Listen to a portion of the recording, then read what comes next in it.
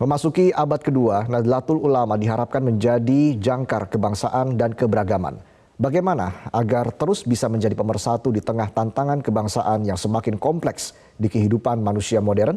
Sudah bergabung bersama kami malam ini pakar komunikasi politik Profesor Karim Suryadi. Selamat malam Prof. Karim. Selamat malam Reza.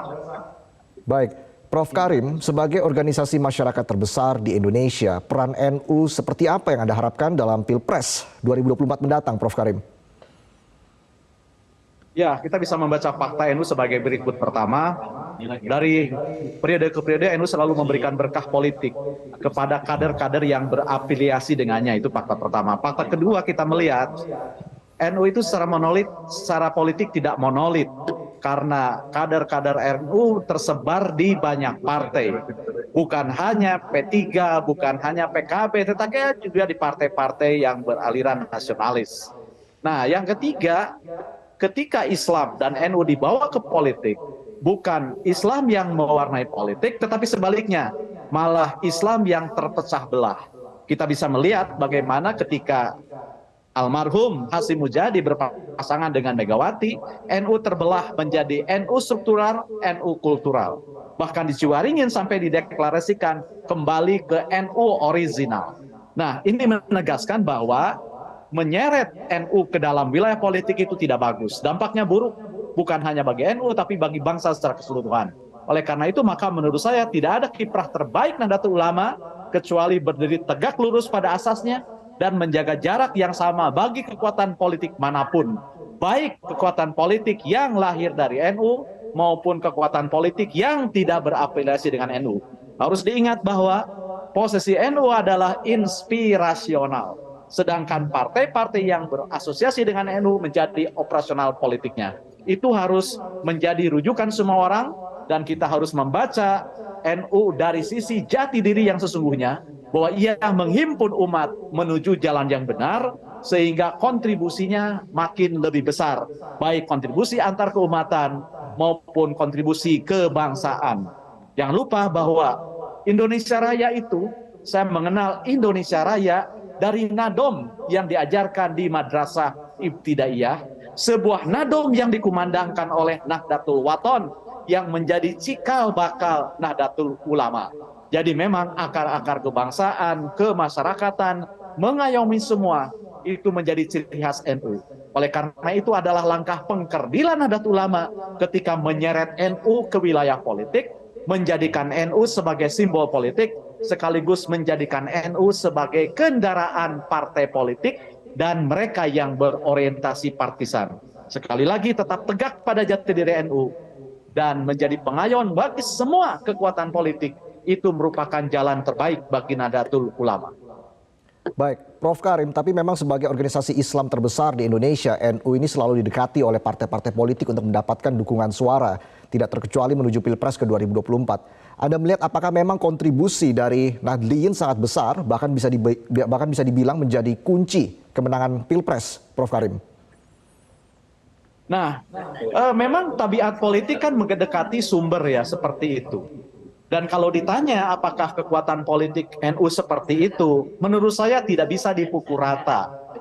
Berbeda bergantung kepada orientasi politik masyarakat di wilayah itu.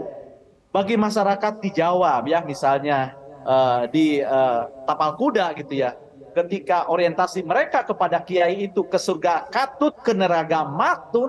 Sekali lagi, bagi masyarakat di Tapal Kuda yang orientasi sebenarnya adalah ke surga katut, ke negara manut kiai, ya pengaruhnya cukup besar. Tapi tidak misalnya di Jawa Barat. Ketika NU secara politik berbeda, misalnya NU di Priangan itu lebih dekat kepada P3, sementara NU di Pantura lebih dekat ke PKB. Dan belum lagi misalnya kultur politik Jawa Barat misalnya tidak menempatkan kiai sebagai satu-satunya simbol kekuatan dan pemersatu. Nah, belum lagi misalnya di daerah DKI Jakarta gitu ya. Dan harus diingat bahwa kekuatan Kiai KNU hari ini tidak sebesar kekuatan Kiai KNU pada tahun 1955. Mengapa? Karena sekarang semua kekuatan politik mengalami definisi ulang, sekaligus juga mengalami restyling politik. Mengapa begitu? Karena hari ini kiai, profesor, atau kekuatan politik manapun bisa menjadi dinosaurus ketika ia tidak berdialog dengan zaman. Kenapa? Sederhana aja penjelasannya. Kalau dulu ada pertanyaan menyangkut ulama, menyangkut agama, menyangkut fikih, orang hanya mencari kiai. Sekarang orang bisa digoda dengan Google meskipun belum tentu benar. Artinya apa? Artinya untuk pengetahuan-pengetahuan yang elementer, orang bisa beralih ke Google. Saya tidak membandingkan Google dan kiai, tetapi ini fakta bahwa kekuatan politik NU di kampung sekalipun tidak lagi bersifat tunggal. Karena sekarang hubungan antara masyarakat dan negara, hubungan antara masyarakat dan pemerintah diperantarai oleh berbagai agen yang berdiri sendiri. Survei AC Nielsen menunjukkan 2019 bahwa sekarang agen-agen formal sudah mulai tergantikan oleh pola komunikasi apa yang disebut dengan word of mouth. Jadi ketika orang bertanya, hotel mana akan didiami, destinasi wisata mana akan dikunjungi, atau hukum mana akan diikuti, tidak sepenuhnya bersandar pada kekuatan formal, tapi mereka bertanya kepada temannya, mereka akan mengikuti jejak netizen larinya kemana, dan jejak mayoritas condongnya kemana. Jadi memang kekuatan politiknya tidak segenuine 1955, tetapi kita tidak bisa menutup mata dari dampak politik, efek politik NU dan kiainya. Karena jaringannya tersebar luas kemana-mana dan di beberapa tempat masih menjadi rujukan. Belum lagi orientasi kemasyarakatan masyarakat Indonesia akan lebih kuat ketimbang orientasi kepartaian. Masyarakat berani berbeda soal lebaran dibandingkan dengan pemerintah hanya karena mengikuti orientasi ormas. Tapi saya tidak melihat, Anda tidak akan melihat masyarakat Indonesia meratapi kematian partai politik. Mati hidupnya partai politik tidak dipertimbangkan masak-masak, tidak menimbulkan kesedihan, juga tidak menimbulkan kegembirian yang luar biasa. Tapi tidak dengan orientasi keormasan. Ia tetap masih menjadi rujukan meskipun dia sudah tidak sekuat 1955. Jadi inilah modal politik Nahdlatul Ulama yang harus diinsafi oleh semuanya. Hanya karena dia punya pengaruh, maka apapun pilihannya, kecondongan sikapnya harus dipertimbangkan sesuai dengan konteks yang melatarinya, yakni konteks kebangsaan. Karena itulah sesungguhnya yang menjadi spirit utama kelahiran Nahdlatul Ulama, jadi mempraktekkan politik kebangsaan demi menjaga marwah bangsa ini. Karena kan sejarahnya sederhana, NU lahir agar umat ini tidak seperti gembala, tidak seperti kambing gitu ya, yang bergerombol ke kiri dan ke kanan yang siap dimangsa oleh serigala-serigala. Nah sekarang kan serigala itu bisa lahir dalam berbagai kekuatan, bisa politik, bisa ekonomi, bahkan kekuatan aneksasi wilayah dan lain-lain. Jadi sekali lagi, tegak lurus pada kitohnya, itu menjadi kunci penyelamat Nahdlatul Ulama, sekaligus menjadi sonar moral bagi arah politik bangsa ini harus kemana. Jadi bagi partai politik, bagi partai politik berusaha meraih, memanfaatkan, ya sah-sah saja. Tapi bagi Nahdlatul Ulama, menurut saya pilihan terbaik tetap menjadi kekuatan inspirasional dan menyerahkan operasional politik kepada partai-partai baik yang lahir dari kandungan Nahdlatul Ulama maupun yang tempat bersemayam para kader di partai itu. Prof. Karim, terakhir singkat saja Prof. Karim, jika kita bicara dari sudut pandang nasionalisme, sejarah menyebutkan bahwa NU itu selalu menempatkan kepentingan nasional di atas kepentingan golongan, Prof. Karim. Tapi kalau kita lihat kontribusi dari NU terhadap mempersatukan bangsa di tengah kondisi bangsa Indonesia saat ini, apa saja peran dan juga kontribusi NU yang Anda lihat? Ya, keluasan Nahdlatul Ulama itu menjadi ciri ya. Dan berbeda dengan ormas yang lain gitu ya. Nahdlatul Ulama memiliki libido politik yang jauh lebih besar dibanding ormas lain.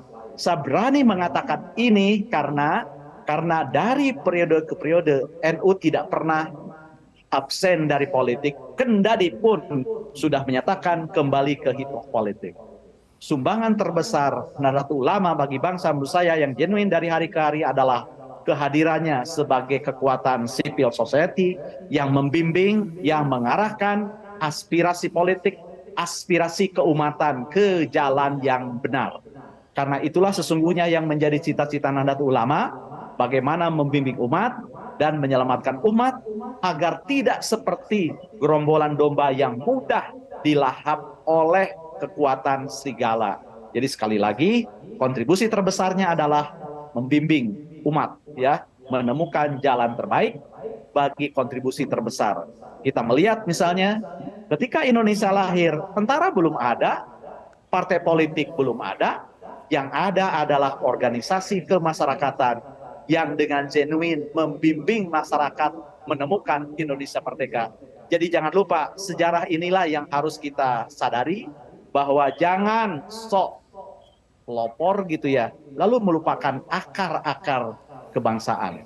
Akar-akar kebangsaan tertanam di keormasan, tersebar di madrasah-madrasah, di kelompok-kelompok pengajian, apapun namanya. Baik, terima kasih pakar komunikasi politik Profesor Karim Suryadi sudah berbagi perspektif bersama kami di Prime Time News.